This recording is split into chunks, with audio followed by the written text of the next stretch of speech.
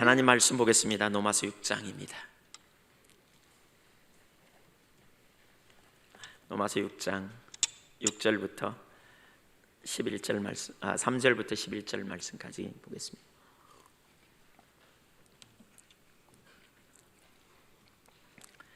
교독합니다. 무릇 그리스도 예수와 합하여 세례를 받은 우리는 그의 죽으심과 합하여 세례를 받은 줄을 알지 못하느냐?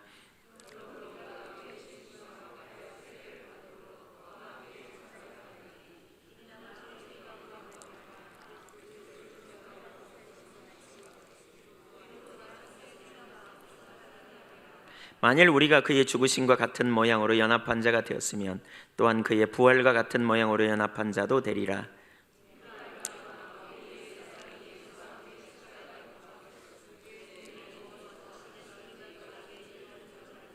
이는 죽은 자가 죄에서 벗어나 의롭다 하심을 얻었음이라.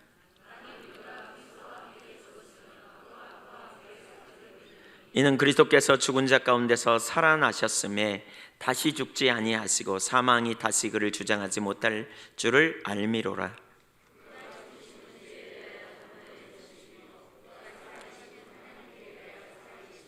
이와 같이 너희도 너희 자신을 죄에 대하여는 죽은 자요 그리스도 예수 안에서 하나님께 대하여는 살아있는 자로 여길지어다.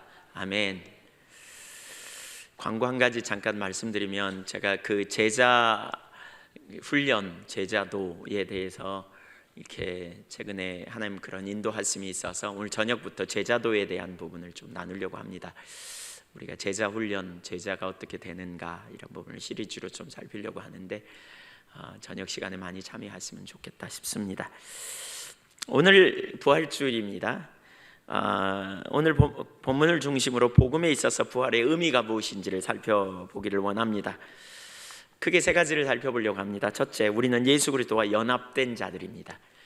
오늘 설교는 교리적인 부분에 좀 초점을 많이 두려고 하는데, 무엇보다 우리가 염두에 둘 것은 우리는 예수님과 연합된 자들임을 기억할 필요가 있어요. 우리가 예수 믿음으로 얻는 가장 놀라운 축복은 그리스도와 연합됨에서 오는 것입니다. 우리는 그리스도와 연합된 자라는 사실입니다. 3절에 무릇 그리스도와 합하여, 그리스도 예수와 합하여 세례를 받은 우리는, 이 말은 그리스도 예수와 연합하여 세례를 받은 우리라고 말해요. 우리는 그의 죽으심과 합하여, 연합하여 세례를 받은 줄을 알지 못하느냐. 여기서 세례는 나와 그리스도와 연합을 의미합니다. 예수 믿고 그리스도 안에 있어 그리스도의 지체가 된 것을 의미해요. 우리가 아담 안에 있었던 것처럼 예수 믿는 우리가 지금 그리스도와 실제적인 연합된 자다라는 것을 가르치고 있어요. 구원에 있어 놀라운 일은 우리가 의롭다함을 받고 죄사함을 받는 것만이 아니에요. 어떤 의미에서 구원 중 가장 영광스러운 것은 내가 그리스도 안에 있고 그리스도께서 내 안에 계시는, 바꿔 말하면 내가 그리스도와 연합되었다는 사실입니다. 이것이 가장 근본적인 우리에게 축복이고 또 놀라운 진리입니다. 3절에서 보면 이렇게 너희가 알지 못하였느냐라는 말로 이렇게 말이 나오잖아요. 그러니까 3절에 보면 끝에 세례를 받은 줄을 알지 못하였느냐. 근데 원어에 보면요, 이게 끝에 나오는 게 아니라 제일 처음에 나와요. 너희가 알지 못하느냐, 이 말은 뭐예요? 너희에게 말할 필요가 있겠느냐는 거예요. 너희가 다 아는 바와 같이, 이런 의미죠.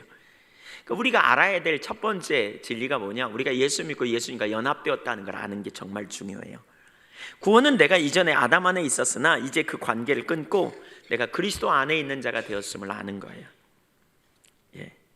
곧 그리스도 안에서 연합되어서 우리의 신분이 그리스도 안에 있는 자인 것을 우리가 아는 것.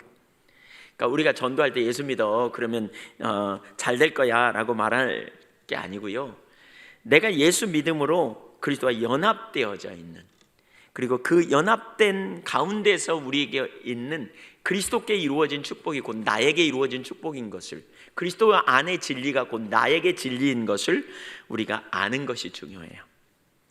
그래서 여기 그리스도와 합하여 세례를 받은 우리라는 비유를 말하고 있잖아요. 그 말은 뭐냐? 모든 그리스도인들을 말해요. 모든 그리스도인들은 아담에게서 벗어나서 그리스도와 연합되었다. 그래서 세례를 받게 하신 성령을 통해 하나님의 이 놀라운 역사에 우리가 구원받은 거죠. 우리를 그리스도께 연합시키고 또 세례를 받게 하신 성령님을 통해 우리가 그 구원받았어요. 이것이 바로 우리 모두에게 일어난 일이에요. 성경은 모든 인간에 대해서 그렇게 말하는 거죠. 우리가 첫사람 아담 안에 있었잖아요. 그 아담은 범죄했죠. 근데 우리가 예수 믿기 전에 아담 안에 있었다. 그래서 우리가 그에게 속해 있었다라고 표현하고 있잖아요. 우리가 그에게서 나왔기 때문에 그 아담에게 해당되는 모든 죄악, 모든 것이 바로 우리에게 해당되는 것으로 이렇게 말한다면, 같은 방식으로 이제 내가 예수 믿음으로 예수님과 연합하여 예수 그리스도 안에 있기 때문에 그리스도 안에 있는 모든 진리가 곧 그리스도께 속한 모든 것이 곧 내게 진리요 내게 속한 것이 된다는 것이죠. 예수님이 이루시고 성취하신 결과가 곧 내 것이 된다는 거예요. 우리가 그리스도 앞하여 세례를 받았기 때문에, 그러니까 우리가 그리스도와 연합되었다라는 사실을 여러분 기억해야 돼요. 어떤 분은 이것을 체험을 통해서 내가 그리스도와 연합했고 그리스도께서 얻은 것이 곧 내 것이 되려면 내가 그런 게 경험되어지 않는데 나는 그런 게 하나도 경험 안 되는데 라고 생각할 수도 있어요. 그러나 경험이 진리가 아니라요, 체험이 진리가 아니라 진리가 곧 우리 가운데 실제가 되어지는 것이 체험으로 나타날 수 있게 되는 것이지요. 그래서 우리는 예수 믿고 연합된 자라는 사실을 기억해야 돼요. 두 번째, 그리스도와 연합으로 이루어진 일이 구체적으로 뭔가 이제 4절 이하에서 그것을 말하고 있는데, 그 중에 첫째, 그의 죽으심에 연합하여 함께 죽었습니다. 4절 상반절을 한번 볼까요? 같이 읽습니다. 시작. 그러므로 우리가 그의 죽으심과 합하여 세례를 받음으로 그와 함께 장사되었나니. 여기 장사됐다는 말은요, 죽은 자를 장사하지 산 자를 장사하지 않아요. 그러니까 우리가 그와 연합하여, 예수님과 함께 연합하여 함께 장사되었다라고 표현하고 있어요. 그리스도의 죽으심에 연합되었어요. 그래서 장사됐어요. 예, 그러니까 이 말은 그리스도의 죽으심으로 말미암아 우리가 죽으심과 합하여 세례를 받았는데 그 결과로 우리가 덕을 보게 되었다는 말이에요. 그러니까 로마서 5장 12절을 한번 보겠습니다. 그러므로 한 사람으로 말미암아 죄가 세상에 들어오고 죄로 말미암아 사망이 들어왔나니. 여기 한 사람은 누구예요? 아담이에요. 이와 같이 모든 사람이 죄를 지었으므로 사망이 모든 사람에게 이르렀느니라. 우리가 아담 안에 있다는 사실을 잘 못 느껴요. 그러니까 아담이 지은 죄, 그 죄로 말미암아 내가 사망에 이른다?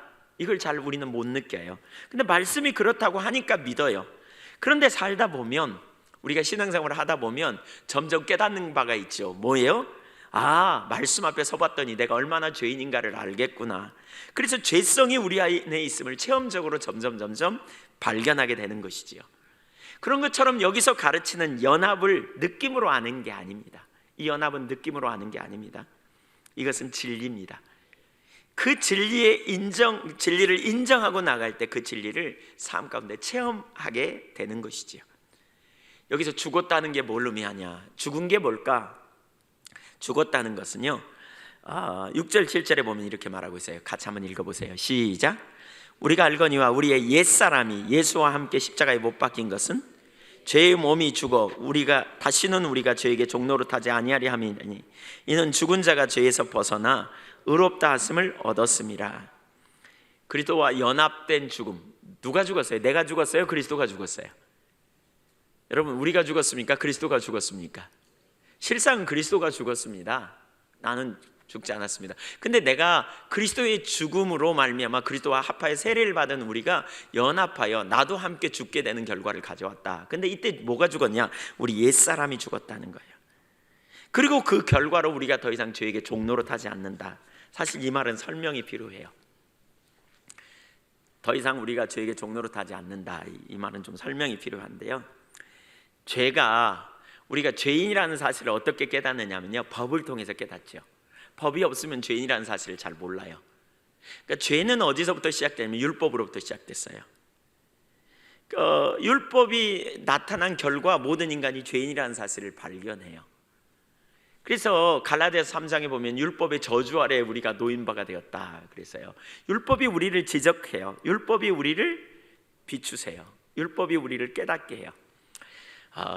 어떤 사람은 그것을 이렇게 표현해요. 우리는 율법 남편과 결혼한 바가 되었다. 로마서 7장 초반에 보면 이제 바울 사도가 그런 언급을 하고 있거든요. 율법 남편과 결혼을 한. 근데 이제 왜 어떤 사람이 완벽주의적인 성향을 가지고 어떤 사람을 옆에 있으면 잘못하는 것마다 지적하잖아요. 그런 것처럼 율법 남편이 우리 옆에 있어가지고 지적질을 계속 해대는 거예요. 너 이것도 잘못되고 이것도 잘못되고. 근데 그 말이 틀리지 않아. 그래서 그 말대로 살라고 열심히 노력을 해요. 근데 열심히 노력을 했는데 정말 안 사라져. 살 수가 없어. 사라지지가 않아. 그래갖고 그것 때문에 마음이 낙심되고, 그것 때문에 힘들고, 그것 때문에 혼돈스러워. 어떻게 잘 살아볼까 막 이렇게 계속 지적하니까. 그래가지고 그 지적이 틀리지 않으니까 더 열심히 노력해서 그 율법대로 살라고 해. 그래서 이쯤 하면 되겠지. 그리고 갔더니 율법 남편이 그 정도 갖고 안 돼. 이것도 안 되고 이것도 안 되고 또 이것도 안 됐잖아. 그러니까 죽을 것 같아. 이제 거의 죽을 지경인 거죠. 그래서 결국 뭐예요? 아, 내가 죄인이구나. 율법에 계속된 참소로 내가 얼마나 죄인인가를 계속 깨닫게 되는 거죠. 거기서 벗어날 수가 없어. 그래서 이 율법 남편과 안 살면 좋겠는데 벗어날 길이 없어. 이혼도 안 돼. 이건 비결이 하나 있어. 그게 뭐냐? 그 율법의 참소에 죽어버려야 돼. 그래야 더 이상 율법의 요구를 만족시키고요, 더 이상 율법과 삶이 끝나는 거예요. 죽을 때까지 살아야 돼. 더 이상 소망이 없어.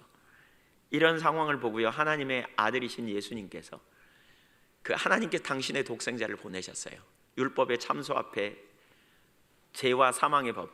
여러분, 죄의 싹은 사망이라 그랬잖아요. 율법이 우리로 하여금 죄를 깨닫게 해요. 그래서 죄책감에 눌려 계속. 근데 그 죄의 싹은 뭐냐면 사망이에요. 그래서 인간은 그 죄와 사망의 종로로 타는 자리에 매여 있는 거예요. 일평생 동안 소망이 한 개도 없어요. 거기서 벗어날 수가 없어요. 결국 사망에 이르는 우리이죠. 예수님이 그 모든 저주를, 그런데 이 땅에 오셔서요, 그 모든 율법의 요구, 율법의 저주, 율법이 요구하는 상황에서 소망이 없는 우리를 위해, 율법의 요구를 만족시키기 위해, 우리를 죄 가운데 구원하시기 위해 우리 대신 십자가에 달려 죽으셨어요. 우리의 모든 저주를 담당하시고 십자가에 달려 죽으셨어요. 예수님이 담당하시고 죽으셨기 때문에 예수님의 죽으심은 곧 율법의 저주 아래 놓인 우리의 모든 죄 때문에 죽으신 거예요. 이것은 당신의 죄가 아니라 바로 저와 여러분의 죄 때문에. 그래서 예수님의 죽음은 곧 뭐에 대한 죽음이냐면 율법에 대한 죽음이에요. 율법으로 말미암아 율법에 대해 죽었다고 예수님은 그렇게, 갈라디아 3장은 그렇게 표현하죠. 율법으로 말미암아 율법에 대해 죽어버린 거예요. 율법에 대해 죽었고요, 율법으로 말미암아 나타난 그 죄에 대해서 죽어버린 거예요. 그러니까 죄로 말미암아 그 대가를 치르고 지불해버렸어요. 이제 우리는 그 율법에 대하여 죽어버렸고, 율법으로 말미암아 율법에 대해 죽었고, 죄의 싹신 사망에 대해서 그 결과를 담당해버렸어요. 예수님께서 그 사망을 담당해버리신 거죠. 더 이상 이제는 우리가 이렇게 죄값을 치렀고 죽음을 예수님께서 담당하셨기 때문에 더 이상 율법의 참소가 상관할 게 아니라는 거예요. 이제 율법 남편에게서 구원받은 거죠. 어떻게요? 하나님의 아들과 새로운 혼인잔치에 참여하는 자를 우리가 간 거죠. 더 이상 율법의 참소가 없어요. 율법에 대해서 죽었기 때문에. 그래서 7절을 보실래요? 7절을 보면 이렇게 말하고 있습니다. 이는 죽은 자가 죄에서 벗어나 의롭다 하심을 얻었느니라. 여기 의롭다 하심을 얻었다는 말, 우리말로 그렇게 번역되어 있는 말은요, 원래 이렇게 번역되기보다는 자유케 되었다 혹은 해방되었다 이렇게 번역되는 경우가 옳아요. 실제로 다른 번역들은 다 그렇게 번역되어 있습니다. 영어 NIV 성경도 free라고 번역되어 있고요, 표준 세번역도 해방되었다고 번역하고 있고요. 그러니까 그렇게 번역해 옳아요. 이는 죽은 자가 죄에서 벗어나 해방되었다. 더 이상 죄 아래 있지 않다. 더 이상 율법 아래 있지 않아요. 율법의 요구 아래 있지 않아요. 왜? 율법의 요구 가운데 완전히 죽었어. 율법의 요구를 도저히 만족시킬 수가 없어서 율법의 요구 가운데 이제 완전히 우리는 소망이 없는 자가 되었고, 그것 때문에 절망적인 상태에서 하나님의 아들 예수 그리스도께서 오셔서 모든 죄를 담당하시고 영단번에 완전히 죽음을 이루어 놓으신 거예요. 그래서 우리는 더 이상 죄에 대해서 살지 않아요. 죄에 대해 죽었어요. 죄 책임을 죽었다고요. 예수님이 담당해버리셨다고요. 율법의 요구 앞에 우리는 죽은 자가 되었어요. 우리는 더 이상 율법 아래, 법 아래 매인 자가 아니에요. 우리는 은혜 아래 있는 자가 되었다는 거예요. 그래서 갈라디아 2장 19절에서도 내가 율법으로 말미암아 율법에 대하여 죽었나니 그랬어요. 율법의 참소로 말미암아 결국 율법에 대해 죽었나니, 그러면서 이는 하나님에 대하여 살려 하심이라. 이제는 율법에 대해 사는 게 아니고 나는 하나님에 대해 산 자가 되었다. 그래서 20절 내가 그리스도와 함께 십자가에 못 박혔나니 그런즉 이제는 내가 사는 것이 아니요 오직 내 안에 그리스도께서 사시는 것이라. 우리가 죽었다, 옛사람이 죽었다, 그리고 그 결과 죄에 대해 종노로 타지 않는다. 이 옛사람은요 율법 아래 있는 내 옛사람이고요, 죄 가운데 있는 사람이에요. 그래서 죄와 사망에 매여 있는 사람이에요. 이 옛사람의 삶을 내가 삶 아래서는 나에게는 소망이 없었어요. 율법 남편과 결혼한 상태예요. 근데 내가 율법에 이제 대하여 내 옛사람이 죽은 거예요. 난 죽었어요 거기서. 그래서 이제 더 이상 나는 죄에 대하여 율법 아래 그 참소 아래 나는 있지 않는. 그래서 이걸 깨달은 사람은 뭐라고 그랬어요? 그리스도 예수 안에 있는 자에는 결코 정죄함이 없나니. 아담 안에서는요, 옛사람 안에는요 정죄함이 있어요. 우리는 여전히 율법 아래 있기 때문에. 그러나 우리는 새로운, 이제 율법 아래 있는 자가 아니에요. 율법에 대해 죽었어요. 우리는 법 아래 있는 자가 아니에요. 우리는 죄 아래 있는 자가 아니에요. 죽었어요. 죄에 대해 죽었고 법에 대해서 죽은 자예요. 우리는 더 이상 죄책에 대하여 눌려있는 자가 아니고 우리는 죄에 대해 죽었어요. 우리의 죄책을 주님이 담당하셨고요, 또 죄의 권세, 권력, 이 부분은 나중에 뒤가 좀 더 살펴보겠습니다만 죄의 권력 아래 있는 자가 아니에요. 그래서 로마서 6장 13, 14절에 보면 죄가 너희를 주관할 수 없다 그랬어요. 주관치 못하리라 그랬어요. 왜냐하면 죄의 권세가 끝났기 때문에 죄가 나와 상관할 바가 없다는 거예요. 이걸 말하는 거예요. 이 효력이 저와 여러분에게 발생했다는 걸 믿으시기 바랍니다. 예, 아직 그 효력이 다 모이면 좀 더 두고 보세요. 두 번째, 우리가 그리스도와 연합되어 나타나는 놀라운 역사는 부활하심에 연합되었습니다. 예수님이 십자가에 달려 죽으셨습니다. 그러나 그것이 끝이 아닙니다. 죽으신 지 사흘 만에 다시 살아나셨습니다. 다시 부활하셨습니다. 4절 하반절을 보겠습니다. 4절 중반절 이후에 이는, 거기 같이 읽어볼까요? 시작. 이는 아버지의 영광으로 말미암아 그리스도를 죽은 자 가운데 살리심과 같이 우리로 또한 새 생명 가운데서 행하게 하려 함이라 그랬어요. 우리가 그리스도를 죽은 자 가운데 살리심과 같이 우리 또한 연합되어서 살게 되었다. 5절에 만일 우리가 그의 죽으심과 같은 모양으로 연합한 자가 되었으면 또한 그의 부활과 같은 모양으로 연합한 자도 되리라 그랬어요. 우선 첫째, 예수님이 살아나셨다 그랬잖아요. 예수님의 살아나심이 어떤 의미인지를 우리가 이해해야 돼요. 예수님이 어떻게 살아나셨는가를 가만히 생각해 보세요. 여기 뭐라 그랬냐면요, 이렇게 말하고 있어요. 이는 아버지의 영광으로 말미암아 그리스도를 죽은 자 가운데 살리셨다. 영광으로 말미암아, 영광은 하나님의 속성, 하나님의 성품이라고 할 수도 있어요. 근데 하나님의 영광을 받으시기 위해 살리셨다, 이런 의미이기도 하고요. 근데 그 영광으로 살리신 것은 바로 하나님의 능력과 관련이 있습니다. 그래서 성경은 하나님의 영광과 하나님의 능력이라는 말이, 권능이라는 말이 상호 교환적으로도 사용되기도 합니다. 그러니까 하나님은 당신의 영광을 드러내시기 원하는데 그 영광을 드러낼 때 능력을 베푸십니다. 그래서 여호수아 4장 24절 같은 데 보면, 23절 24절 같은 데 보면 요단강을 이스라엘 백성들이 이제 마른 땅을 건너게 한 것처럼 이렇게 요단강을 가르시고 12도를 취하게 하신 목적에 대해서 하나님의 영광을 드러내려고, 하나님 영광 받으시고 그분이 얼마나 능력의 하나님인가를 나타내려고 하심이라고 말하고 있습니다. 아버지의 영광, 그래서 이 아버지의 영광을 나타내려고 당신의 능력으로 함께 하신 거예요. 부활은 하나님의 영광의 능력으로 예수님을 살리신 거예요. 그러니까 부활에는 뭐가 있느냐? 하나님의 능력이 계시되어 있어요. 부활에는 하나님의 강력한 능력이 계시되어 있어요. 바울 사도는 그래서 에베소서 1장 17절 이하에 에베소 교회를 위해 기도하는 장면이 나오지요. 지혜와 계시의 성령을 너희에게 주사 하나님을 알게 하시고 너희 마음 눈을 밝히사 부르심의 소망과 영광의 기업의 풍성하심과, 그러면서 19절을 보십시오. 이렇게 말하고 있습니다. 19절, 에베소서 1장 19절 같이 읽겠습니다. 시작. 그의 힘의 유력으로 역사하심을 따라 믿는 우리에게 베푸신 능력의 지극히 크심이 어떠한 것을 너희로 알게 하시기를 구하노라. 그의 힘, 하나님의 능력을 말해요. 역사하심을 따라 믿게 된 지금 현재 믿고 있는 우리에게 베푸신 능력이 얼마나 크신지, 그 능력이 우리 안에서 얼마나 크게 역사하는지 우리가 알기를 원한다, 이렇게 말해요. 너희가 알기를 원한다, 바울 사도가 중보기도 하는 거예요. 그러면 그 능력이 뭐냐? 20절 보겠습니다. 22절까지 계속 시작. 그의 능력이 그리스도 안에서 역사하사 죽은 자들 가운데서 다시 살리시고 하늘에서 자기의 오른편에 앉으사 모든 통치와 권세와 능력과 주권과 이 세상뿐 아니라 오는 세상에 일컫는 모든 이름 위에 뛰어나게 하시고 또 만물을 그의 발 아래 복종하게 하시고 그를 만물 위에 교회의 머리로 삼으셨느니라. 하나님의 능력이 죽은 예수님께 역사하셔서 그 능력으로 다시 살리시고요, 하늘 보좌 우편에 앉게 하시고요, 그리고 모든 이름 위에 뛰어나게 하시고요, 만물을 그 발 아래 복종하게 하셨대요. 뭐가요? 누가요? 하나님의 능력이. 하나님의 능력이. 그러니까 하나님의 강력한 능력이 그 일을 이루셨어요. 그래서 부활에는, 부활을 하면 뭐가 있느냐? 사망의 권세를 깨뜨린 하나님의 능력을 우리가 봐야 돼요. 죽으면 끝이라고 생각하잖아요. 근데 그 죽음을 끝이 아니고 다시 거기서 다시 살아났다. 이것은 사망의 권세가 무력화되는 거예요.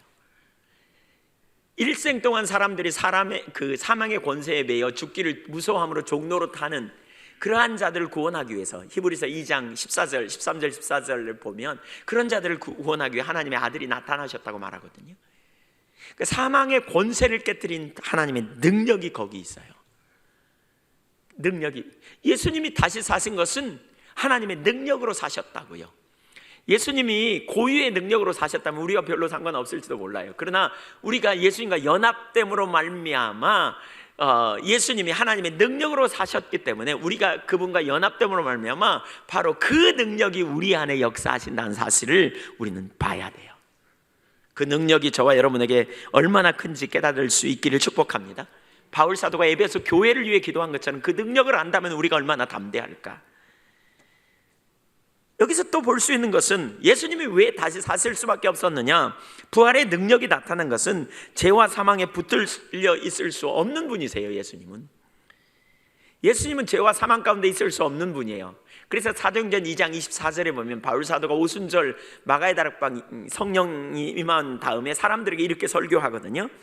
하나님께서 그를 사망의 고통에서 풀어 살리셨으니 이는 그가 사망에 매여 있을 수 없었습니다. 예수님은 사망에 매여 있을 수 없는 분이세요. 왜냐하면 그분은 죄가 없으신 분이에요. 그분은 하나님의 아들이시고요, 그분은 하나님의 본체세요. 아무도 그분을 막을 자가 없어요. 원수 마귀는 자기가 승리했다고 생각했어요. 죄와 사망은 자기들이 이겼다고 생각했어요. 장사 지낸 바 되고 돌로 무덤문을 막아버렸고 이제 권력자의 그 도장을 찍어서 임봉했어요. 아무도 이길 수 없다고, 이제 끝났다고 생각했어요. 그러나 그리스도를 붙들어 줄 수가 없었어요. 왜냐하면 그분은 하나님이시었기 때문에. 그래서 사도행전 2장 27절에 그러니까 사도 베드로는 시편 16편 10절을 인용하면서 이렇게 말씀합니다. 같이 한번 읽어볼까요? 시작. 이는 내 영혼을 음부에 버리지 아니하시며 주의 거룩한 자로 썩음을 당하지 않게 하실 것이미로다. 주의 거룩한 자이신 우리 주님의 부활, 죄와 그 통치를 완벽하게 이기신 증거예요. 그분은 하나님의 아들이시고요, 하나님이시고요, 그분은 이 땅에 한때 낮아지셨지만, 한때 세상의 체계 가운데 있으셨지만, 한때 죄와 사망의 법 아래 당신을 두셨지만, 그러나 그 모든 관계를 끊고 그 모든 죄를 위하여 십자가에 달려 죽으셨고, 그리고 그 모든 관계를 이제 벗어버리고 영원히 승리하는 놀라운 승리를 이루어 놓으신 거죠. 죄와의 관계를 끊고 사망과의 관계를 끊고 놀라운 승리를 이루신 것이라고요. 그게 얼마나 놀라운 승리인지 우리는 기억할 필요가 있어요. 9절을 보겠습니다. 9절 같이 한번 읽을까요? 시작. 이는 그리스도께서 죽은 자 가운데서 살아나셨음에 다시 죽지 아니하시고 사망이 다시 그를 주장하지 못할 줄을 압니다. 여러분 얼마나 강력한지 보세요. 다시 살아나셨다. 여기 다시 아니하시고 이 말이 있거든요. 근데 그 말의 헬라어 우케티라는 말인데 이 말은 절대로 아니라는 거예요. 그래서 영어 RSV 같은 경우는 never라는 단어를 씁니다. 절대로 아니다. 가장 강력한 의미예요. 헬라어 의미로서 절대로. 부활하신 그리스도는 절대로 다시 죽지 아니하신다. 절대로 사망의 주장 아래, 사망의 능력 아래 있지 아니하신다. 완전한 승리를 이루셨다. 사망과의 관계를 완전히 끊으셨다. 사망은 절대로 어떤 죽음의 능력도 그리스도께 영향력을 미칠 수 없다는 거예요. 죽음을 임하게 한 것은 죄고, 죄는 율법을 통해서 오고, 그래서 고린도전서 15장에 사망에 쏘는 것은 죄요, 죄요 권능은 율법이라고 말했습니다. 그런데 본질상 죄가 없으신 하나님의 아들께서 우리를 위해 십자가에 죽으심으로 모든 죄값을 치르시고, 그분이 율법 아래 나셔서 날 때부터 사망의 권세 아래 있었지만, 그러나 죽음이 더 이상 그를 더 이상 주장하지 못하도록 단번에 부활로 말미암아 율법의 요구를 만족시키고 다시 살아나신 것입니다. 그의 부활은 율법의 요구를 다루셨고, 그분의 부활은 결국 율법이 사망 안에서 더 이상 예수님을 접촉할 수 없다는 사실을 드러내는 것입니다. 강력한 능력. 이것이 우리에게 강력한, 이것이 우리에게 복음인 이유. 여러분 잘 들으세요. 우리가 해마다 부활절을 많이 보내지만 부활이 왜 기쁨인가를 많은 사람들이 모르는 것 같아요. 부활을 축하합니다 그러면 왜 축하해야 되는지 잘 몰라. 근데 부활이 우리에게 기쁨인 이유가 이거예요. 예수님에게 일어난 그 부활이 곧 내가 연합된 나에게 일어난 일이라는 거예요. 이게 복음이에요. 예수님께서 그렇게 되신 것처럼, 예수님을 다시는 죽음이 만지지도 못하는 것처럼 그리스도와 연합한 우리도 그런 신분을 갖게 된 거라는 거예요. 다시는 사망에 얽매이지 않는 놀라운 승리를 주님께서 우리에게 주셨다는 거예요. 다시는 우리가 그러한 자리에 있지 않다는 거예요. 그래서 로마서 5장 21절에 보면 제가 사망 안에서 왕노릇한 것 같이, 한때 죄가 사망 안에서 왕노릇했지만 이제는 은혜가 의로 말미암아 왕노릇하여 우리 주 예수 그리스도로 말미암아 영생에 이르게 하노라 라고 말합니다. 믿으십니까? 죄가 사망 안에서 너에게 왕노릇했다면 이제 예수 그리스도를 만지도 못하는 것처럼, 반드시 그렇게 된 것처럼 우리 안에 이미 그 일이 완전히 이루어졌다는 것을 가르치고 있습니다. 그분은 죄가 없으신 거룩하신 분으로서 모든 죄를 영단번에 담당하셨습니다. 이 말은 우리가 죽지 않는다는 말이 아닙니다. 그러니까 이 말의 의미는 죽음을 초월한 믿음을 의미합니다. 그러니까 요한복음 11장 25절과 26절 같이 한번 읽어볼까요? 나사로가 죽은 사건에 대해서 예수님께서 말씀하시면서 이렇게 하시죠. 시작. 예수께서 이르시되 나는 부활이요 생명이니 나를 믿는 자는 죽어도 살겠고 무릇 살아서 나를 믿는 자는 영원히 죽지 아니하리니 이것을 네가 믿느냐? 이것은 뭘 의미해요? 신자가 받은 영생이 그 육신의 죽음 때문에 중단되지 않는다는 뜻입니다. 우리는 이 땅에 살지만 이제 죽음을 초월한 영원한 생명을 가진 자라는 겁니다. 그래서 그리스도인이 죽는 것을 죽는다고 표현하지 않습니다. 그리스도인의 죽음을 죽음이라고 죽는다고 표현하지 않습니다. 뭐라 그래요? 잔다, 혹은 뭐라 그래요? 소천했다, 돌아가셨다, 우리 이런 표현을 하죠. 신자의 받은 영생이 그 육신의 죽음 때문에 중단되지 않아요. 신자의 육신의 죽은 이후에도 영적 생명이 계속될 것을 가르쳐요. 그러니까 여기서 영원히 죽지 않는다는 말은요, 우리 영적인 생명을 말하는 거예요. 우리가 육신을 버는 날 영원한 생명을 갖게 되고요, 영원한 생명을 소유하고 영원히 살게 될 것을 말하는 거예요. 만약 그리스도께서 십자가에 못 박혀 죽으시고 장사되신 후 부활하셨음에도 불구하고 사망이 여전히 그를 주장한다면 성도의 신앙은 헛된 것일 수밖에 없어요. 기독교 신앙의 가장 중요한 핵심이 뭐냐? 바로 이 부활 신앙인 이유가 바로 여기 있어요. 그리스도께서 죽으셨으나 부활하심으로 사망 권세를 이겼다. 그래서 우리는 뭐예요? 영원한 생명을 소유한 자다. 우리 이 땅에 사는 삶이 다가 아니에요. 영원한 나라가 있어요. 이 사건이 참여야만 성도가 그리스도와 함께 생명의 연합을 하여 살게 된다는 확신이 진정한 참이라는 것이지요. 죽음을 초월한, 죽음 너머의 또 다른 세계로 가는. 그래서 우리는 죽음을 끝이라고 말하고 있지 않아요. 죽음을 슬퍼하지 않아요.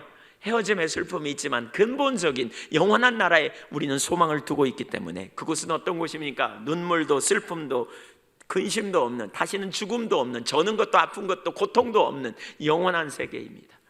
그래서 많은 사람은 그 나라를 사모하고 열망하는 것이죠.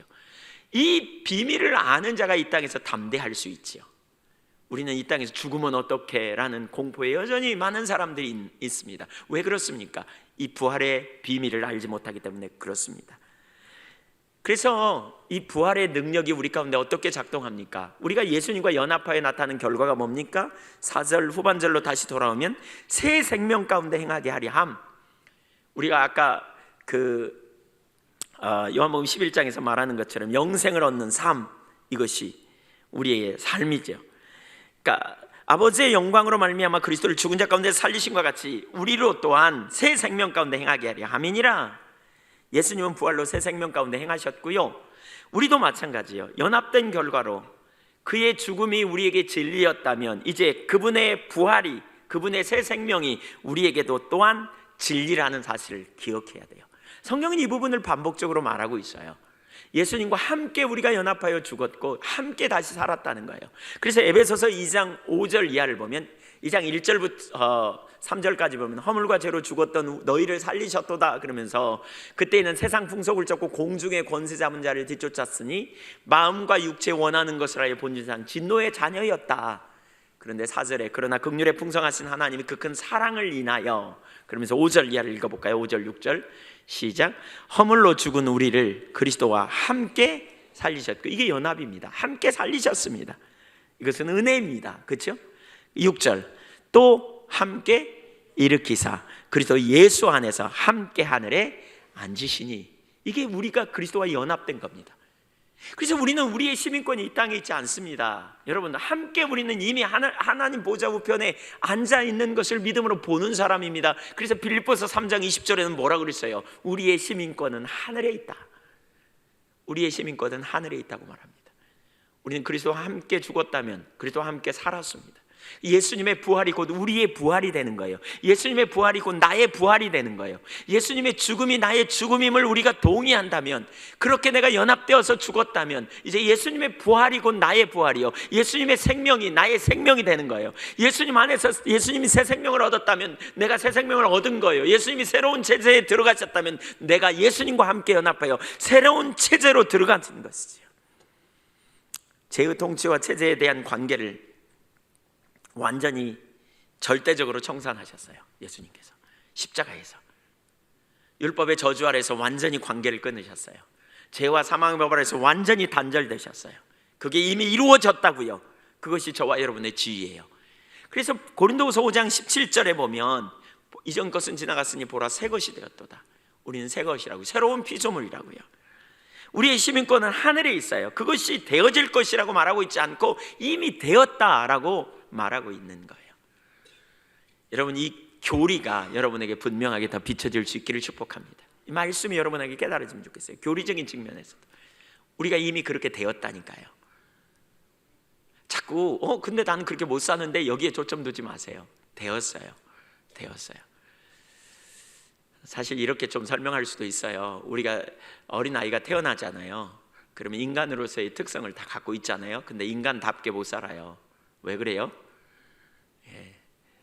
훈련이 필요해요. 자라야 돼요. 성숙이 필요해요. 우리가 새로운 피조물로 구원받았지만 새로운 형질을 가진 자예요. 우리는 새로운 자아를 소유한 자예요. 우리는 그리스도 안에 새로운 피조물이 된 자예요. 그걸 우리가 기억해야 돼요. 우리가 아직 그렇게 못 산다 그래서 그런 사람이 아닌 게 아니에요.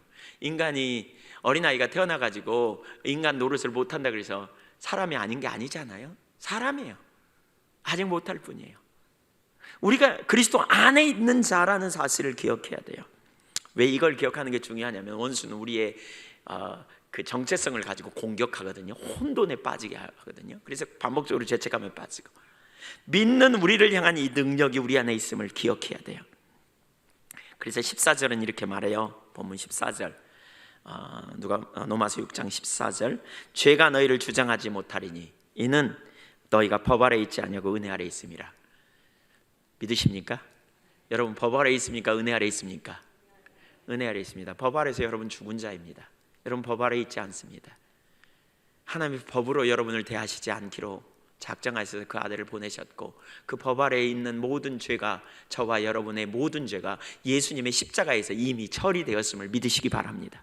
우리는 법 아래에 있는 자가 아닙니다. 우리는 은혜 아래에 있는 자입니다. 보혈 안에 있는 자입니다. 그분의 공로로 우리는 이미 의롭게 되었습니다. 그리스도께서 우리를 의롭다 하심으로 말미암아 우리가 의롭게 된 것입니다. 하나님의 성령의 역사로 우리가 죄인됨을 알았고 그분의 급진적인 은혜로 말미암아 저와 여러분이 새로운 피조물이 되었다는 사실입니다. 죄가 너희를 주장하지 못하리라고 말하고 있어요. 법 아래 있지 않습니다. 죄책이 여러분을 억누르도록 그냥 두지 마십시오. 죄의 권세를 가지고 여러분을 끌려고 할 때 여러분 그냥 두지 마십시오. 우리는 은혜 아래 있는 자입니다. 그것은 그리스도와 연합됐기 때문에 그의 죽으신 뿐 아니라 부활에 있어서 우리가 함께 동참하였기 때문에 이미 새 생명 안에 들어가 있는 자이기 때문에 그렇습니다. 만일 우리가 예수를 믿음으로 그리스도와 연합된 자라면 영적으로 이 일이 벌써 일어났다니까요. 그와 연합하여 우리 가운데 영적인 영역에서 이미 일어난 일. 그래서 우리는 어떻게 해요? 더 이상 무덤에 머물러 있지 않고 더 이상 어둠 가운데 있지 않아요. 우리는 새 생명 가운데 있고요. 우리는 죄책에 대해 죽었을 뿐만 아니라 죄 왕노릇에 대해서 죽었어요. 새 생명의 영역으로 들어온 사람이에요. 우리는 그와 함께 부활했어요. 그와 함께 우리는 죄에 대해 죽었어요. 죄책에 대해 죽었다고요. 죄의 모든 책임을 주님이 담당하셨다고요. 여러분 더 이상 죄책감에 눌리지 않기를 축복합니다. 주님이 담당해 놓으셨어요. 여러분은 그렇게 동의하면 돼요. 실패하고 넘어질 때마다 그렇게 동의하세요. 주님 맞아요. 제가 죄인이었어요. 그래서 예수님이 저를 위해 죽으셨고요. 제가 예수님 때문에 의롭다함을 입었어요. 주님, 제가 또 실패하고 넘어졌는데 그것은 제가 원래 그런 자였기 때문이에요. 그래서 저는 보혈의 공로를 의지해요. 예수님이 저를 위해 죽으신 그 죽음이 저의 삶에 그러기 때문에 효력이 있고 그러기 때문에 주님의 은혜가 제게 필요해요. 날마다 그렇게 십자가를 든든히 붙잡고 나갈 수 있기를 축복합니다. 그것이 이루어졌어요. 그것은 이루어졌다고 하는 막연한 진리로만 머물지 않아요. 그 진리는 우리 삶의 때가 되면 더 드러나게 될 거예요. 삶의 모든 영역에서 드러나게 될 거예요. 주님은 우리를 향한 놀라운 계획을 가지고 계세요. 흠이나 주름 잡힌 것이나 티가 없게 만들 것이라고 약속하고 계세요. 완전해지고 영화롭게 될 것이라고 말씀하고 있어요. 그래서 우리는 그리스도 앞에 그분을 닮은 형상을 가진 자로서 서게 될 거예요. 이것이 우리의 신분이요 부활의 능력이에요. 주님이 이루어 놓으신 부활의 능력을 우리 모두가 깨달을 수 있기를 축복합니다. 왜 부활이 우리의 기쁨이 되어야 되는 줄 아시겠어요? 그분의 부활이 우리의 부활이기 때문에, 그분의 생명이 우리의 생명이기 때문에, 그분을 살리신 분이 하나님이시고 그분의 능력으로, 그 하나님의 능력으로 그분이 살았다면 역시 우리를 살리신 분도 주님의 능력이고, 그 능력이 예수님과 함께한 것처럼, 예수님을 높이 세운 것처럼 저와 여러분을 마침내 높이 세우시고 하늘 보좌 앞으로 인도하실 것을 우리가 보기 때문에 우리가 담대한 것이지요. 그래서 바울 사도는 그 능력이 너희 안에 있음을 알기를 원한다 그러면서 2장에 그러잖아요. 허물과 죄로 죽었던 너희를 살려서 함께 일으키시고 함께 살리시고 함께 하늘 보좌 우편에 앉게 하신다라고 말하고 있죠. 이것은 은혜로 된 것이다 라고 표현하고 있어요. 그 능력을 여러분 믿음으로 바라보세요. 그 능력이 얼마나 큰지 바라보세요. 그 능력 때문에 우리가 사는 거예요. 그 능력 때문에 우리가 온전케 되는 거예요. 그분의 능력이 저와 여러분을 천국으로 이끄는 거지 우리 행위 때문이 아니에요. 그분의 능력이 저와 여러분을 죄를 깨닫게 하고 예수 믿게 했지요. 그 능력 때문에 우리가 새로운 피조물이 된 거죠. 그 능력은 우리를 구원시키고 끝난 게 아니에요. 아까 우리가 에베소서 1장 보셨잖아요. 19절 이하에 그 능력이 너희 속에 역사함을 알라. 그 능력으로 너희가 믿게 됐고 그 능력의 유력으로 믿게 됐지 않냐. 그러면서 그 능력이 너희 속에 계속 역사함을 보라. 그러면서 20절에 뭐라 그랬어요? 그 능력이 그리스도 안에서 역사하셨다. 어떻게 역사했느냐? 죽은 자 가운데 살리셨다. 거기서 땡이 아니에요. 새 생명을 얻게 한데 땡이 아니에요. 그 다음에 뭐 했다고요? 하늘 보좌 우편에 앉게 하셨다. 뭐 했다고요? 모든 이름 위에 뛰어난 이름을 주셔서 만물이 그 바라를 복종하시기까지 하나님의 능력이 역동적으로 예수님의 삶 가운데 역사하셨다라고 표현하고 있어요. 저와 여러분도 마찬가지 예수 믿고 구원받고 땡이 아니에요. 그 이후에 저와 여러분을 빚어가시고 저와 여러분을 만들어가시고 저와 여러분을 새롭게 하실 때 주님이 우리 안에 우리를 의롭다 하신 주님이, 예수님을 살리신 그 주님이, 예수님을 높이 세우신 그 주님의 능력이 저와 여러분 가운데 함께하여 놀라운 변화로 우리 모두를 이끌어 가실 줄 믿으십시오. 그래서 부활이 우리에게 기쁨이 되는 이유가 거기 있는 거예요. 부활을 우리가 축하해야 될 일이 그거란 말이에요. 예수님의 부활이 나에게 부활이니까, 예수님의 그 부활의 능력이 내게 능력이니까. 그래서 우리는 부활을 축하하는 거예요. 부활을 감사하는 거예요. 부활을 기뻐하는 이유가 여기 있어요. 만약 부활이 없다면 우리에겐 소망이 없는 거예요. 우리는 그냥 예수님과 죽음으로 함께 끝나버리는 거예요. 그러나 예수님은 죽음의 그러한 권세를 깨뜨리고 우리를 다시 살리셨어요. 우리를 세우셨다고요. 그 안에 놀라운 능력이 있다고요. 저와 여러분이 그 능력 안에 있음을 인하여 기뻐하시자고요. 아멘. 옆에 사람을 한번 그렇게 말해주세요. 부활을 축하합니다. 주님의 부활을 축하합니다. 주님의 부활이 당신의 부활입니다. 왜 말을 하다 마세요? 주님의 부활이 우리의 부활이라고요. 연합한 자로서. 그래서 그게 강력한 능력이라고요. 세 번째, 그리스도와 연합한 자로서의 삶을 살아야 합니다. 우리는 그리스도와 연합한 자로서 삶을 살아야 합니다. 6절 7절을 보겠습니다. 우리가 알거니와 우리의 옛사람이 예수와 함께 십자가에 못 박힌 것은 죄의 몸이 죽어 다시는 우리가 죄에게 종노릇하지 아니하려 함이니 이는 죽은 자가 죄에서 벗어나 의롭다 하심을 얻었습니다. 우리 옛사람이 못 박혔습니다. 여기서 이렇게 말하고 있어요. 우리 옛사람이 못 박혔습니다. 과거에 이미 이루어졌습니다 그랬죠. 우리가 못 박힌 것은, 그 말은 과거에 이미 이루어진 일이에요. 언제요? 예수님 십자가에 달려 죽으심으로 말미암아 그 일이 이루어졌고 우리가 예수 믿을 때 그 일이 이루어졌어요. 근데 죽은 결과는 뭐라고요? 우리가 7절에 이는 죽은 자가 죄에서 벗어나 어떻게 됐다? 의롭다 하는 말을 자유케 되었다는 말로 바꿀 필요가 있다 그랬죠. 자유케 됐다, 해방됐다는 거예요. 7절을 그렇게 번역해야 된다 그랬어요. 죄에 죽었기 때문에 죄와 상관이 없어. 죄로부터 자유케 됐어. 이제 죄와 관계없어요. 죄와 나와 상관이 없어요. 원수 마귀가 죄를 가지고 나를 참소할 때 우리가 상관없어 라고 말할 필요가 있어요. 왜냐하면 죄에 대해 죽었어요. 예수님이 담당해 놓으셨어요. 나는 그 안에서 자유케 됐어요. 나는 그 안에서 의롭게 되었어요. 나는 그 안에서 해방되었어요. 죄로부터 해방되었어요. 더 이상 나는 율법 남편 아래 있는 자가 아니에요. 더 이상 나는 죄에 얽매인 자가 아니에요. 나는 자유케 되었단 말이에요. 여기서 우리가 알거니와 라는 표현이 있어요. 그 말은 우리 모두가 안다 이렇게 말했어요. 우리 옛사람이 죽었단 말이에요. 그래서 우리는 죄에게서 해방되었어요. 아멘. 이 모든 사실을 이것을 우리가 알거니와 라고 표현하고 있는데 우리 모두가 알아야 될 진리예요. 아멘. 그런데 말이에요. 그럼에도 불구하고 우리는 우리가 해야 될 뭐가 있다고 명령하는 것을 성경에서 볼 수 있어요. 에베소서 4장 22절부터 24절까지 보겠습니다. 같이 읽어볼까요? 옛사람이 죽었다 그랬는데 여기서는 옛사람에 대해서 뭐라고 말하는지 보세요. 시작. 너희는 유혹의 욕심을 따라 썩어져가는 구습을 따르는 옛사람을 벗어버리고 오직 너희의 심령이 새롭게 되어 하나님을 따라 의와 진리의 거룩함으로 지으심을 받은 새 사람을 입으라. 앞에 로마서 6장과 여기에 충돌이 좀 일어나요. 옛사람 죽었다 그러더니 여기서는 또 무슨 벗어버리라고 표현하는가? 충돌이 일어난 것 같아요. 뭔가 좀 말이 안 맞는 것 같아. 여기서 말하는 이건 이런 의미예요. 충돌이 일어나는 게 아니고요, 이런 의미예요. 여기서 말하는 옛사람을 벗어버리라는 이 말은 옛사람의 특성을 벗어버리라는 말이에요. 여기서 말하고 있는 바는 이런 거예요. 로마서 6장에서 말하는 것처럼 너희 옛사람은 죽었어 이미. 그러니까 그 옛사람처럼 살지 말라는 거예요. 옛사람의 특징을 더 이상 갖다 대고 살지 말라는 거예요. 그것을 벗어버리고 옛사람이 존재하는 것처럼 계속해서 믿지 말라는 거예요. 넌 새 사람이니까 새 사람처럼 살아. 우리가 할 일은 이제 옛사람 안에 사는 것처럼 살지 말라는 말입니다. 옛사람이 존재하는 것처럼 사는 삶을 중단해. 너희는 거듭났어. 너희 옛사람은 그리스도와 함께 십자가에 못 박혔어. 마치 옛사람이 아직도 존재하는 것처럼 행동하지 마. 너희답게 살아. 새로운 피조물로 살아. 더 이상 너희답지 않게 사는 삶에서 돌아서 이렇게 말하는 거죠. 사실 이 말은 아주 중요해요. 오늘날 많은 사람이요, 새로운 피조물이라는 정체성이 없어서 그러서이기도 하지만 여전히 옛사람의 그 본성을 따라가죠. 그러니까 옛사람이란 말은 올드 셀프, 옛 자아를 말해요.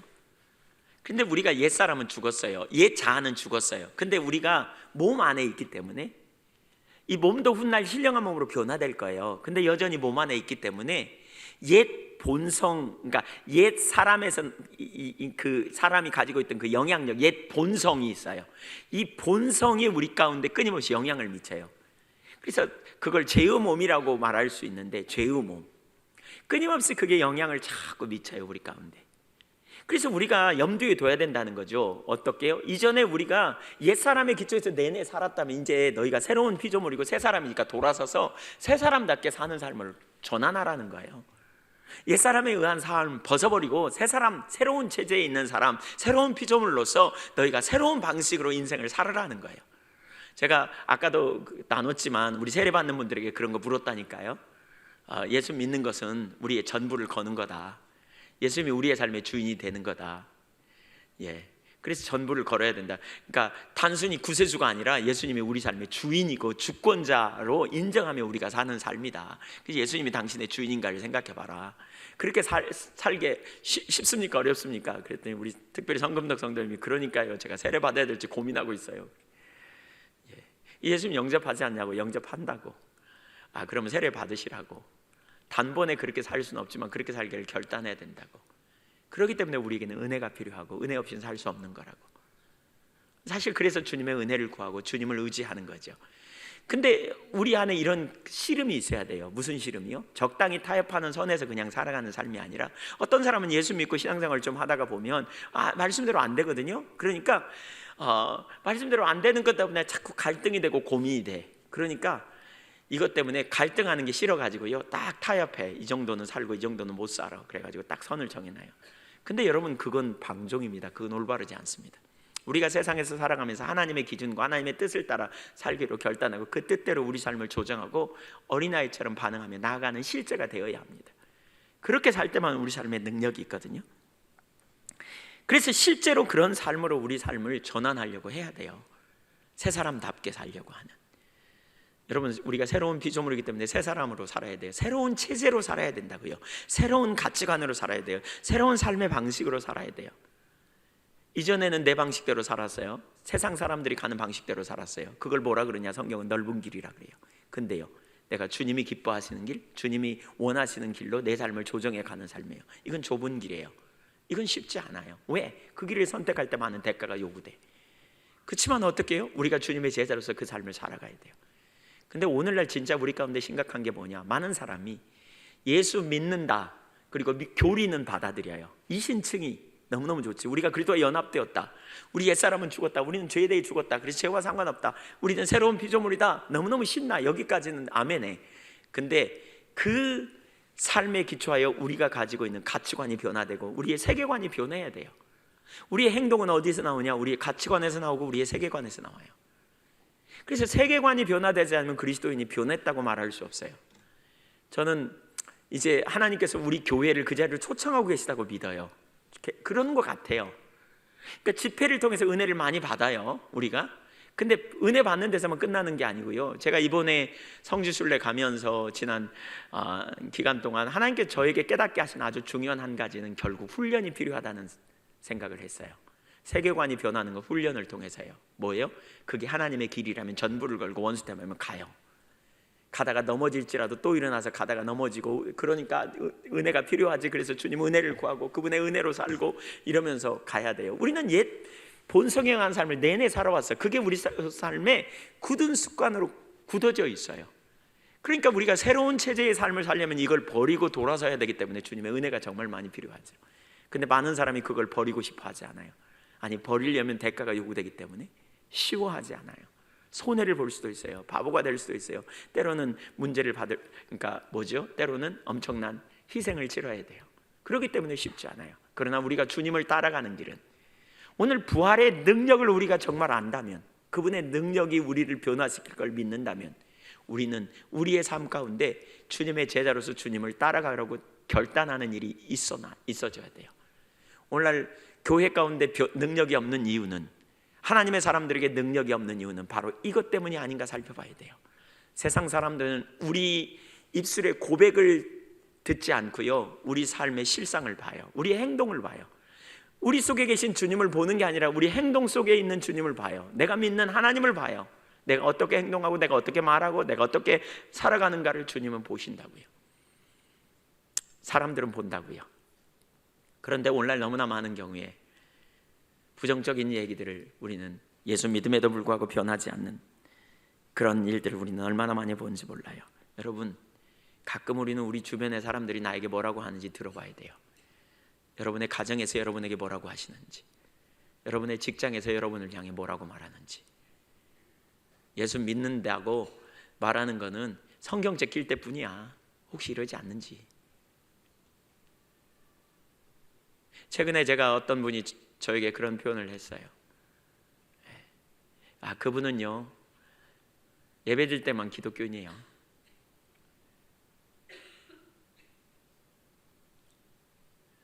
제가 목사로서 죽을 것 같아요. 본인은 믿음이 되게 좋다고 생각하는데, 한 번쯤 그냥 비꼬는 말로 한 게 아니고요, 실제로 그분의 삶 가운데 일어나는 일들을 쭉 열거하면서 그렇게. 우리 모든 연약함이 그 실수가 있지만, 그런데 우리가 우리의 마음을 동의하고 가면 얼마든지 바꿀 수 있는 일임에도 불구하고, 조금만 희생하고 정말 하나님을 경외하면 바꿀 수 있는 일임에도 불구하고 안 바꿔요. 삐지면 계속 삐져 있고, 용서 절대로 안 하고, 자기 이익을 위해서는 이만큼도 손해보지 않으려고 하고, 여전히 거칠은 말투에 여전히 부정적인 얘기를 서슴지 않고 던지는, 여전히 부정직하고 거짓말 실실하고 약속 절대 안 지키고. 여러분, 우리 자신이 정말 하나님의 영광을 위해서 하는지 우리는 우리 자신을 살펴봐야 돼요. 이 땅에서 에베소 4장 24절에 보면 새 사람을 입으라라고 말하면서 24절에 보면, 25절에 보면 그렇게 말해요. 그런즉 거짓을 버리고 각각 그 이웃과 더불어 참된 것을 말하라. 이는 너희가 서로 지체가 됨이라. 정직하라는 거예요. 정직하라. 새 사람의 가장 주된 특징이 저는 정직이라고 생각해요. 여러분, 예수님은 진리이세요. 여러분, 하나님은 거짓을 아주 싫어하세요. 성경에 보면 거짓말하는 사람 지옥 간다는 말이 여러 번 나옵니다. 여러 번 나옵니다. 원수 마귀가 인간을 처음으로 범죄케 하는 일은 거짓말로부터 시작됐습니다. 요한복음 8장 44절에 마귀는 거짓말의 앞잡이라고 말합니다. 거짓말의 앞잡이입니다. 근데 우리가 예수 믿으면서 부정직한 자리에 있는 것은 대단히 심각합니다. 하나님이 정말 기뻐하시는 삶은 우리는 정직입니다. 우리는 정직해야 합니다. 정직이 뭔가를 제가 과거부터 되게 많이 이런 부분을 생각했는데, 사전적 의미로 말하면 거짓이나 꾸밈이 없는 일관성과 진실성이라고 말하고 있습니다. 정직의 가장 큰 미덕은 일관성입니다. 정직한 사람은 겉으로 보이는 모습과 내적인 모습 사이에 어긋남이 없어요. 그리스도인에게 정직이란 우리가 믿는다고 고백하는 대로 사는 거예요. 그래서 정직한 사람은요, 손해가 날지라도 약속한 건 반드시 지켜요. 손해가 날지라도 모든 행동, 인간관계, 모든 일에 성실히 임하는 거예요. 정직한 사람이라고 다 완벽한 건 아니지요. 정직한 사람도 죄를 짓기도 하고, 육신이 연약해 실수하기도 하고, 또 잘못 예측해서 실수도 해요. 그런데 정직한 사람은요, 자신의 불안정을 인정해요. 그리고 사람에게 가서 미안하다고 말해요. 내가 잘못했다고 인정해요. 용서를 빌어요. 잘못해놓고도 아닌 것처럼 시침이 뚝대고, 자기보다 낮은 사람, 자기보다 낮은 또는 나이 어린 또는 낫다고 무시하는 게 아니고요, 정직한 사람들은 자신의 삶을 더 나은 방향으로 바꿔나가요. 이런 말이 있어요. 우리는 꽃갱이를 쓰는 일꾼을 사서 도덕의 무덤을 파지 않는다. 우리는 찻숟가락으로 그 무덤을 판다. 도덕, 우리가 지켜야 될 하나님의 말씀, 도덕적인 우리 삶의 윤리를, 하나님의 길을 꽃갱이를 쓰는 일꾼을 사가지고 혹은 포크레인을 가지고 파지 않는다는 거예요. 한 번에 그냥 몰아넣지 않는다는 거예요. 오히려 우리는 뭐 하느냐, 찻숟가락 있죠. 차, 설탕 떠도 조그만 그거 갖고 판다는 거예요. 조금씩 타협해. 그래가지고 거기다 우리 자신의 도덕성을 몰아내버려. 하나님 없는 삶으로 몰아가버려. 작은 거짓말, 부정직. 여러분, 우리가 정말 싸워야 합니다. 정말 싸워야 합니다. 이게 새로운 질서의 삶입니다. 우리가 부활의 능력을 믿는다면 우리는 정직해야 합니다. 정말 정직하기를 여러분 결단하십시오. 정말 하나님 앞에 어린아이처럼 정직하게 대면하시자고요. 적당히 속여서 자기의 유익을 얻기 위해 속이고, 악이 없는 거짓말로 이웃을 감동시키게 하기도 하고, 도덕적으로 매장하는 작은 타협들이 우리 가운데 얼마나 많은지 개인적으로 저도 되게 많이 고민합니다. 저도 어떤 위기가 오면 순간적으로 거짓말해서 위기를 모면하려는 본성이 제 안에 꿈틀거리고 있는 것을 참 많이 경험합니다. 그런데 우리가 하나님을 신뢰하고 우리가 사망의 권세를 이기신 주님, 죄를 영단번에 해결하신 영원한 능력의 주님을 본다면 우리는 정직해야 합니다. 잘못했으면 잘못했다고 말하십시오. 용서를 빌으십시오. 찾아가십시오. 그 이후에도 많은 새로운 질서를 말합니다. 분을 내어도 죄를 짓지 말고 해가 지도록 분을 품지 말고 마귀에게 틈을 주지 말라. 성질 내면 또 그날 저녁 내로 끝내라는 거예요. 왜? 더 지나가면 마귀가 틈타니까. 여러분, 누군가를 미워하거나 누군가에게 대해서 분한 마음을 품었다면 반드시 해가 질 때 저녁에 잠자리에 들기 전까지는 해결하십시오. 그러기 전에는 자지 마십시오. 그게 새로운 질서의 사람이에요. 그게 새 사람이에요. 왜요? 우리가 세상의 법칙대로 살아가는 것이 아니고 하나님 법칙대로 사는 삶이니까요. 그렇게 전환해야 합니다. 여러분, 누군가를 용서하지 못하면 용서하지 못한 자신을 애통해하며 하나님께 은혜를 구하세요. 용서가 안 돼요 이렇게 말하는 분이 있어요. 하려고 그래도 잘 안 되는, 육신이 연약해서 과거에 오랫동안 그러한 분노에 내주어서 그럴 수도 있어요. 그러나 그게 죄예요. 여러분, 그게 죄라는 걸 인식해야 돼요. 하나님 앞에 죄예요. 그것 때문에 애통해하셔야 돼요. 씨름하셔야 돼요. 도둑질하는 자는 다시 도둑질하지 말고 돌이켜 가난한 자에게 구제할 수 있도록 자기 손으로 수고하여 선한 일을 하라. 무릇 더러운 말은 너희 입 밖에도 내지 말고 오직 덕을 세우는 데 소용되는 대로 선한 말을 하여 듣는 자들에게 은혜를 끼치게 하라. 더러운 말이 뭘까요? 욕하는 거, 음담패설, 또 다른 사람의 용기를 꺾고 인격을 무시하는 말들, 더러운 말들. 선한 말을 하라. 그리스도인은 선한 말을 해야 돼요. 여러분의 언어 생활을 뒤돌아보십시오. 우리의 입술을 뒤돌아보시자고요. 내가 다른 사람에게 어떻게 말하는지, 자꾸 상처 주는 말, 올바르지 않은 말, 그것이 여러분의 삶에 있다면 그것 때문에 고민해야 돼요. 최소한 고민해야 됩니다. 그런 문제 가지고 해도 안 되는 것 때문에 고민하고 씨름하고 은혜를 구하고 주여 내 입술에 파수꾼을 세워달라고 그렇게 기도하는 그러한 중심의 자세가 있어야 합니다. 그렇게 함에도 불구하고 주변 사람이 계속 상처를 주고 계속 문제를 일으켜도 전혀 안 그런 것처럼 고민도 일말의 고민도 없다면 우리가 정말 옛사람에 의한 삶을 여전히 살고 있지 않은지 살펴봐야 합니다. 우리가 왜 변하지 않는 줄 아세요? 고민이 없기 때문입니다. 말씀 앞에 씨름이 없기 때문에 그렇습니다.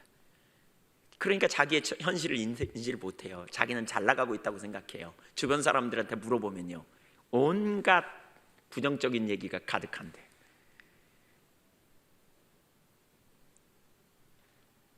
온갖 악한 얘기가 가득한데 전혀 인식 못하는 거죠.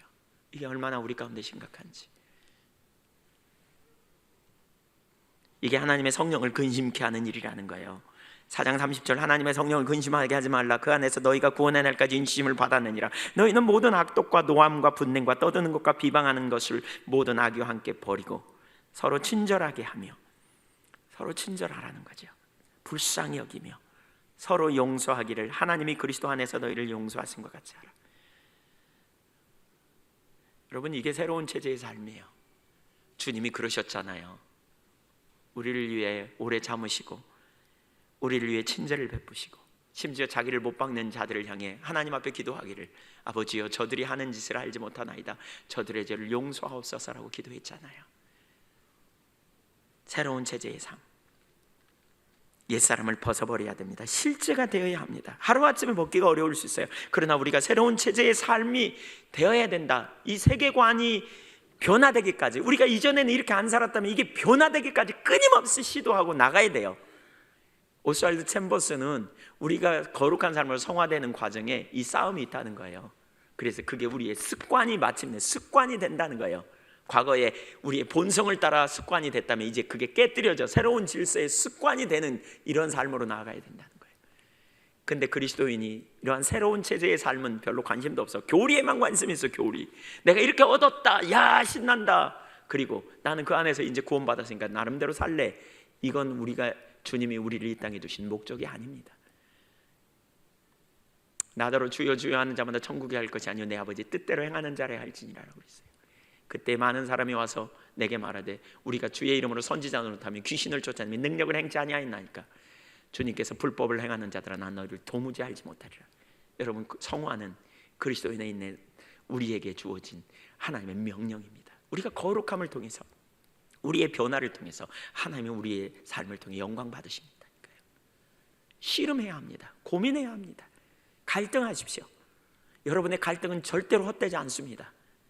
여러분이 변화되지 않는 것 때문에 애통하는 거, 이게 그리스도인의 기본적인 삶의 심령에 가난한 자, 애통하는 자, 복이 있다 그랬습니다. 이런 자들에게 복이 있습니다. 왜? 이런 자에게 위로가 있고, 이런 자가 천국이 저희 것이고, 이런 자, 의에 줄이고 목마른 자에게 하나님이 함께 하실 것을 그들이 경험할 것이기 때문에 그렇습니다. 이게 그리스도인의 삶입니다. 우리가 갈등하고 우리가 하나님 앞에서 애통하는 한 우리는 절대로 교만한 자리에 서지 않을 거거든요. 이런 자들에게 주의 은혜가 함께하고 겸손함으로 능력으로 함께 하실 것이기 때문에 그렇습니다. 제가 새 사람답게 살자라고 말하면 어떤 분은 죄책감에 또 누릴 분도 있어요. 그래서 다시 한 부분을 좀 더 설명하고 넘어가면 로마서 6장 6절은 그렇게 말해요. 옛사람 자체에 여기 뭐라 그랬어요? 옛사람 자체에 관심을 두면서 옛사람이 못 바뀌었다는 거예요. 나의 옛 자아는 죽었다는 거예요. 그래서 나는 새로운 자아를 갖게 되었고요, 새로운 피조물이 돼 새 생명을 소유한 자예요. 그래서 새로운 피조물답게 살라는 거죠. 근데 그때 실패할 수 있어요. 이때 기억할 게 있어요. 육신이 연약해서 실패할 수 있고요, 아직 내가 미성숙해서 실패할 수 있어요. 이때 기억할 게 뭐예요? 옛사람이 내가 죽었다는 거예요. 그러니까 바울 사도는 그렇게 고백하죠. 내가 실패하는 것은 내가 아니요 내 안에 거하는 죄다 그랬죠. 죄다. 그리고 내가 실패해서 죄를 범해도 그 죄가 나를 그리스도께 끊을 수 없다. 그래서 로마서 8장에 뭐라 그랬어요? 그런즉 우리가 무슨 말하리요? 만일 하나님이 우리를 위하시면 누가 우리를 대적하리요? 그러면서 환난이나 핍박이나 기근이나 위험이나 적시나 칼이 아무것도 우리를 향한 그리스도의 사랑에서 끊을 수 없으리라. 이미 십자가에서 이루어 놓으신 주님의 구속의 효력이 우리가 실패했다 할지라도 우리를 다시 그 죄 때문에 다시 하나님의 구원에서 철회하는 자리로 우리를 끊어내지 않을 것을 보라는 거예요. 육신이 연약하여 우리가 넘어질 때마다 그래서 그 보혈의 공로를 의지하여 주님이 우리의 모든 죄를 담당하시고 온전케 하셨음을 받아들이고 죄의 통치와 지배를 완전히 벗어났음을 우리가 선언하고 믿음으로 나아가 주님의 은혜를 구하며 우리가 나아가면 주님께서 은혜로 우리로 하여금 놀라운 승리를 이루게 하실 것을 믿음으로 우리는 보아야 합니다. 더 이상 죄책감에 있지 말자는 거예요. 죄책감의 문제에서는 우리는 이미 떠난 자예요. 나는 죄의 문제를 주님이 담당해 놓으셨어요. 그러니까 죄책감의 문제에서 떠나자고요. 우리는 그분이 담당하셨어요. 내가 그분을 사랑하고 그분을 알기를 추구하고 그분을 쫓아가고 그분을 기쁘시게 하려는 가운데 새로운 체제의 삶을 살려가다 넘어지고 실패하는 그 모든 것을 주님이 아시기 때문에 나를 새롭게 인도하시고 또 은혜를 부으시고 나를 이끄실 것을 신뢰하고 가시자고요. 예수님께서 베드로를 의롭다고 하셨어요. 깨끗하다고 하셨어요. 요한복음 13장 10절에 베드로를 깨끗하다고 한 이유가 뭐예요? 마태복음 26장 41절에 보면 네 마음에 자원하는 심령이 있어. 근데 넌 육신이 연약해. 예수님은 베드로의 자원하는 심령, 주님을 사랑하는, 주님을 의지하는, 정말 주님을 존재를 다해 사랑하는 그 마음을 본 거예요. 그러나 그 육신이 연약하기 때문에 깨어있으라고. 왜냐하면 은혜가 임하지 않으면 네가 불가능하다고 말씀하신 거예요. 우리가 마음으로 사랑하지만 실패하고 넘어진 것 때문에 애통해 하십시오. 더 이상 죄책감에 눌리지 마십시오. 그리고 돌아서서 육신이 연약하다고, 주님 제게 은혜가 필요하다고 구하십시오. 주님께서 여러분에게 놀라운 은혜로 함께 하실 줄 믿으시기 바랍니다. 마지막 한 구절만 더 읽고 마치겠습니다. 10절 11절입니다 너무너무 신나는 구절입니다. 그가 죽으심은 죄에 대하여 단번에 죽으시며 그가 살아계심은 하나님께 대해 살아계심이니. 11절 같이 시작. 이와 같이 너희도 너희 자신을 죄에 대하여는 죽은 자여 그리스도 예수 안에서 하나님께 대하여는 살아있는 자로 여길지어다. 여기 여겨라 그 말은 인정하라는 말입니다. 간주하라는 말입니다. 아브라함이 독자 이삭을 바칠 때 하나님은 없는 것에서 있는 것 같이 부르시는 능력이 하나님인 것을 인정했습니다. 그런 것처럼 인정하라는 겁니다. 내가 하나님께 대해 살아있다. 하나님께 대해 살아있다는 말이 의미가 뭐예요? 우리가 은혜 가운데 살아있다는 걸 기억해야 돼요. 우리가 은혜 아래에 있는 자임을 기억해야 돼요. 은혜의 왕노릇. 로마서 5장 21절 죄가 너희에게 왕노릇했다면 이제는 은혜가 너희의 삶에서 왕노릇할 거라는 거예요. 여러분, 하나님의 은혜로 우리와 함께 하셔서 우리 가운데 은혜로 왕노로 다실 걸 믿으시기 바랍니다. 은혜는 하나님이 함께 하시는 임재의 능력이에요. 은혜가 뭐냐? 하나님이 우리와 함께 하심이에요. 함께 하셔서 우리를 도우시고 지키시고 보호하시고 돌보심이에요. 우리 삶의 가장 놀라운 능력 중에 하나는 뭐냐? 하나님이 우리와 함께 하시다는 거예요. 요한웨슬리가 그가 죽기 직전에요, 어떤 사람들이 요한웨슬리를 병문하는 거죠. 그때는 요한웨슬리가 그렇게 말해요. 하나님으로 인하여 기뻐하라고. 그러면서 왜냐하면 주님이 너희와 함께 계시기 때문이다. 나는 내 일생 동안 주님의 함께 계심이 내게 너무나 큰 은혜요 축복이고 그것이 나로 하여금 기쁨의 이유였다고. 주님이 함께 하심, 이건 게임 끝이에요. 은혜로 함께 하심. 우리가 하나님께 대해 살았기 때문에 하나님은 우리를 긍휼히 여기시고 우리를 불쌍히 여기시며 또 무엇보다 우리를 보배로운 소유로 여기시기 때문에 우리를 지키시고 돌보시고 이끌어 주시는 선하신 주님이세요. 그래서 이걸 아는 사람은 예수는 하나님께로 나서 우리에게 지혜와 거룩함과 의로움과 구속함이 되신다. 고린도전서 1장 30절에 나오죠. 지혜가 되시고 거룩함이 되시고 의로움이 되시고 구속함이 되시는 그 삶을 실제로 경험한다고요. 예수님이 나의 유일한 지혜요 거룩함과 의로움과 구속함이 되시는 주님이심을 고백하고 그 주님을 믿음으로 항상 의지해요. 한번 따라하세요. 나는 하나님께 대해 살았다. 예, 하나님께 대해 살았어요. 하나님이 우리를 보배로운 소유로 보시고요, 내가 그분께 대해 살았어요. 그분이 나를 내버려 두실까요? 절대로 그냥 안 두세요. 돌봐주신다고요. 또 우리가 하나님께 대해 살았다는 의미 한 가지만 더 살펴보면 우리는 그분의 계획 아래에 있다는 거예요. 하나님이 어떤 세워놓은 그 계획과 목적에 우리는 제껴진 사람이 아니에요. 하나님이 여러분 한 사람 한 사람을 당신의 계획과 목적 가운데 두셨다는 사실을 기억하십시오. 하나님이 그 목적 중에 하나는 우리를 뭐라 그랬어요? 그리스도의 친백성이 되기 위하여 선한 백성으로 우리를 빚어가신다 그랬어요. 그분의 목적과 계획 가운데서 우리를 빚어가세요. 그래서 로마서 8장 28절 하나님을 사랑하는 자고 그 뜻대로 부르심을 입은 자들에게는 모든 것이 합력하여 선을 이룬다 그랬어요. 하나님의 계획과 목적 안에 있는 사람은 모든 것이 합력해서 선을 이루세요. 우리 삶을 이끌어가시고 빚어가시고 온전케 하세요. 그분의 거룩하심에 동참케 하기 위해서. 그래서 그분의 뜻을 내 안에서 이루어갔음을 의미해요. 그분은 성령을 주셔서 우리를 인도하시고 돌아보심을, 성령은 우리 속에 소원을 두고 행하게 하시죠. 거룩한 열정을 부어주시고 지혜를 주시고 나의 영혼에 큰 열망을 부어주시며 놀라운 승리를 누리는 삶으로 우리를 이끌어가시는 주님이시라고요. 정리합니다. 오늘 우리는 부활절 아침에 복음 안에서 부활의 의미가 무엇인지를 생각하고 있습니다. 우리는 그리스도와 연합한 자입니다. 성경은 우리가 연합됐다고 말합니다. 연합의 의미가 뭡니까? 내가 그리스도와 함께 죄에 대해서 죽었고 율법에 대해서 죽었습니다. 옛사람이 죽은 자입니다. 그래서 나는 더 이상 죄와 상관이 없는, 더 이상 나는 죄의 정죄 아래 놓여 있지 않은, 더 이상 나는 율법의 정죄 아래 놓여 있지 않습니다. 나는 이제 은혜 아래 있는 자가 되었습니다. 두 번째로 우리는 그리스도와 함께 살았습니다. 그래서 새 생명을 소유한 자입니다. 하나님의 능력으로 살게 된 그리스도의 능력, 그 그리스도의 놀라운 부활의 능력이 바로 우리의 것이 되었습니다. 우리는 그 부활에 참여한 자요, 우리는 그 부활의 능력을 소유한 자요. 그래서 우리는 이제 새 생명, 새로운 체제에 놓여 있는 자입니다. 우리는 새 자아를 가진 자입니다. 우리는 새로운 자아를 소유한 자입니다. 그렇기 때문에 세 번째로 우리는 이제 새로운 피조물로서 이 땅에서 삶을 살아야 합니다. 그렇게 살라고 말씀을 듣고 있습니다. 새로운 체제로서 정직해야 합니다. 분을 품어도 하루에 넘기지 말아야 합니다. 우리는 다른 사람에게 부드러운 말을 하고 인자한 말로 해야 합니다. 우리는 다른 사람을 속이려고 해서는 안 됩니다. 약속을 잘 지키는 사람이 되어야 합니다. 신실한 사람이 되어야 합니다. 투명한 사람이 되어야 합니다. 일관성 있는 삶이 되어야 합니다. 우리가 하나님 앞에 그렇게 서는 것처럼 우리의 이웃을 향해서 그렇게 서기를 결단해야 합니다. 물론 우리가 실패합니다. 죄 때문에. 물론 우리가 넘어집니다. 죄 때문에. 우리 안에 있는 죄가, 죄의 유혹이 우리로 하여금 육신이 연약하게 넘어지게 유혹할 때가 있습니다. 그러나 그때 그렇다 할지라도 그 죄로 말미암아 하나님과 우리와의 관계가 깨지기보다 우리가 오히려 보혈의 공로를 의지하여 주님 앞에 나아갈 때마다 그리스도의 사랑이 우리를 강권해서 지켜주시고 돌봐주실 것을 믿음으로 신뢰하는 것입니다. 그렇다면 우리는 계속해서 이제 주님을 바라봐야 합니다. 그분의 은혜를 바라봐야 합니다. 우리는 하나님께 대해 산 자입니다. 그래서 눈을 들어 주님을 보십시오. 우리 안에 해답이 없습니다. 우리는 그분께 대해 살았기 때문에 은혜 아래서 왕노로 달 수 있습니다. 그분이 은혜로 저와 여러분에게 함께 하셔서 능히 우리를 빚어가시고 우리를 새롭게 하시는 주님의 계획 가운데 우리가 놀라운 변화가 일어날 줄로 믿습니다.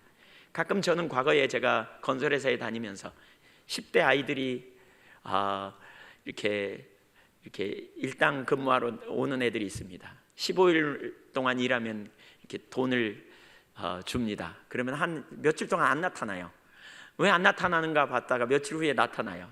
얼굴이 그냥 초췌해져 가지고 와요. 보니까 먹지도 않고 술로 그냥 술집에 전전하면서 돈 15일 동안 번 거 다 써버린 거예요.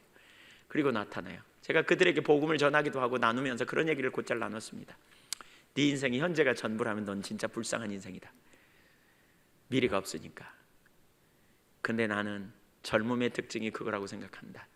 젊은 시절에 그렇게 고생해도 소망이 있기 때문에 젊은이를 누가 그렇게 판단할 수 있겠는가.